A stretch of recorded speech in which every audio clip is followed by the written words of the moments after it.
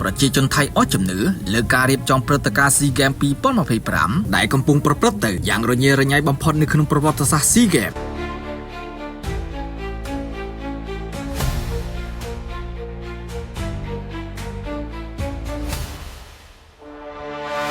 រាជធានីបាងកកប្រទេសថៃដែលជាម្ចាស់តេស្ត SEA Games លើកទី33ឆ្នាំ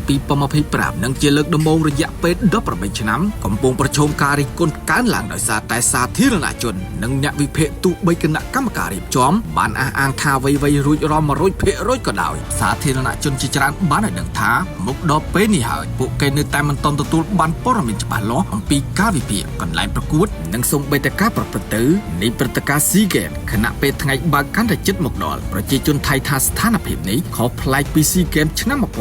1995ដែលមានការលើកទឹកចិត្តនិងការចូលរួមយ៉ាងទូលំទូលាយពីប្រជាជនថៃតាមប្រព័ន្ធផ្សព្វផ្សាយថៃនិយាយថាការរៀបចំកន្លែងប្រកួតបានប្រឈមបញ្ហាធ្ងន់ធ្ងរដោយសារគ្រោះទឹកជំនន់នៅតំបន់ភាគខាងត្បូងធ្វើឲ្យកីឡាករចំនួន10ត្រូវបានផ្លាស់ប្ដូរមកកាន់បាងកកនិងឈុនបុរីមួយចំនួននៃគ្រឹះស្ថានកីឡារួមទាំងអាងហែលទឹករបស់អាជ្ញាធរកីឡានៅតែមានសភាពទ្រុឌទ្រោមនៅមិនទាន់មានការបញ្ចប់ជួសជុលនៅឡើយបណ្ដាលឲ្យសាធារណជនសង្ស័យថាអាចនឹងមិនទាន់ពេលវេលាខណៈការរៀបចំចំណាយហួសប្រមាណស្ថានភាពកាន់តែអវិជ្ជមាននៅពេលដែលអត្តពលិកជាច្រើនបង្ហាញការខកចិត្តចំពោះការកាត់បន្ថយនិងពន្យាពេលបង់ប្រាក់ឧបត្ថម្ភ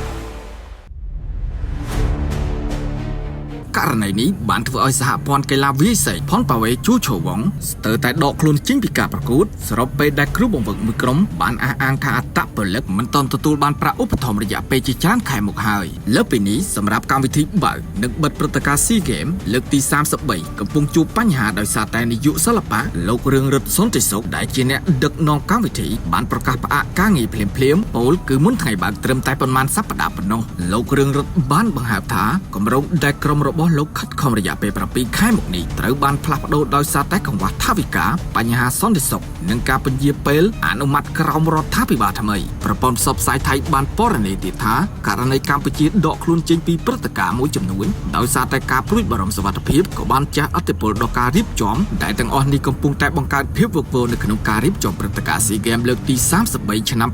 2025ដែលកន្លងមកថៃធ្លាប់រំពឹងថានឹងធ្វើឲ្យកាន់តែអស្ចារ្យនៅអាស៊ីអាគ្នេយ៍